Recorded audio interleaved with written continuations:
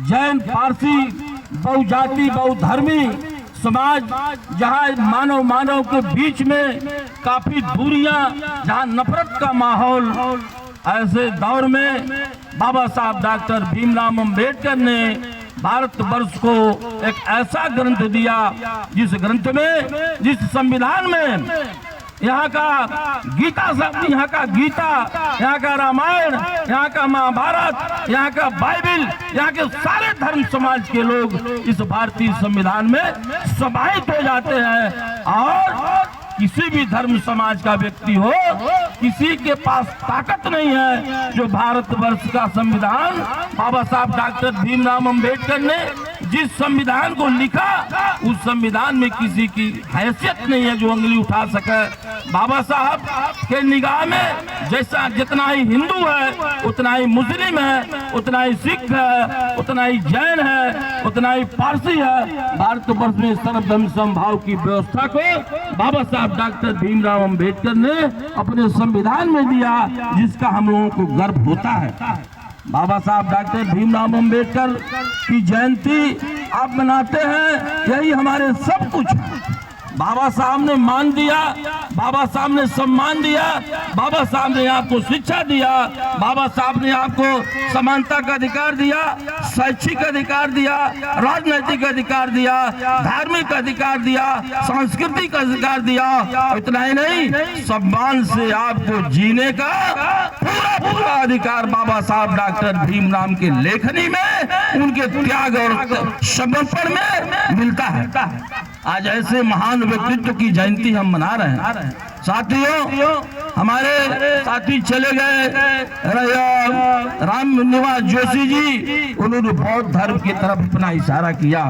बाबा साहब डॉक्टर भीमराव अम्बेडकर ने कहा था, जब तक आपका सांस्कृतिक परिवर्तन नहीं होगा, आपका धार्मिक विचारधारा नहीं बदलेगी, आप निश्चित रूप से मुख्य धारा से नहीं जुड़ पाएंगे। इस देश में जहाँ रामायण, महाभारत, गीता, तमाम चीजें जो गांव-गांव में अभी हमारे डॉक्टर हरदेव जी बता रहे थे, कहीं महाभारत की क्या हो रहा है, उसमें हमको पहुंचना है।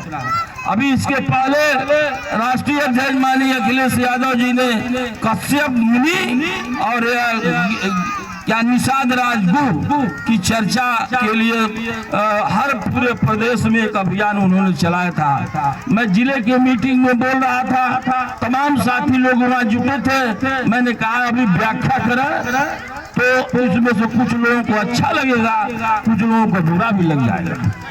देखिए, जब जहाँ डिग्निटी, महत्व शब्द जो है, आप अपने महत्व को समझ जाएंगे कि आप मानव हैं, आपका सम्मान है, आपसे जो नफरत करता है उसको एहसास करा देंगे कि आपसे हम मजबूत हैं, आपसे शैक्षिक रूप से मजबूत हैं, बौद्धिक रूप से मजबूत हैं। जब रामचरितमानस की तरफ आप जाएंगे तो रामचरितमानस में आप श्रृंगी ऋषि का नाम सुने हैं।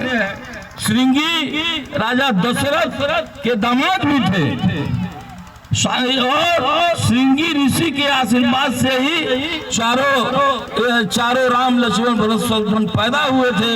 लोग कहते हैं खीर खा के पैदा हुए थे, कैसे पैदा हुए थे आप खुद समझ सकते हैं। और उस श्रृंगी ऋषि का संबंध निषाद समाज से, और कश्यप मुनि 3 भाई थे। कश्यप मुनि के जो 2 भाई हैं, एक भाई से कौरव है, एक भाई से पांडव है। इस पर थोड़ा सा डिटेल हमने रखना शुरू किया, पढ़ के गए थे तो वहाँ ये हो गया कि अरे भाई आपने इतना बढ़िया बताया, धर्म की भी जानकारी रखते हैं, तो आप अपने महत्व को समझ जाइए। और जो गीता, महाभारत, रामायण आज के जो चक्कर में है, बाबा साहब ने सबका जो इसको बहुत मानते हैं उसका 20 गुना बाबा साहब डॉक्टर भीमराव अम्बेडकर धर्म की जानकारी रखते थे। और धर्म की जानकारी रखते हुए उन्होंने सारे चीज को देखा। इसमें कहीं न कहीं विभेद दिखाई देता है, कहीं न कहीं जातिवाद दिखाई देता है, और इस चीज को बाबा साहब ने सबको नकारा। और बौद्ध धर्म की तरफ अंतिम दौर में वह सतत कोशिश करते रहे। बाबा साहब कोशिश करते रहे कि हमको जो इधर से उधर परिवर्तन न करना पड़े, लेकिन लास्ट में वो परेशान रहा करते थे। 6 दिसंबर 1956 मरने से पहले उन्होंने बौद्ध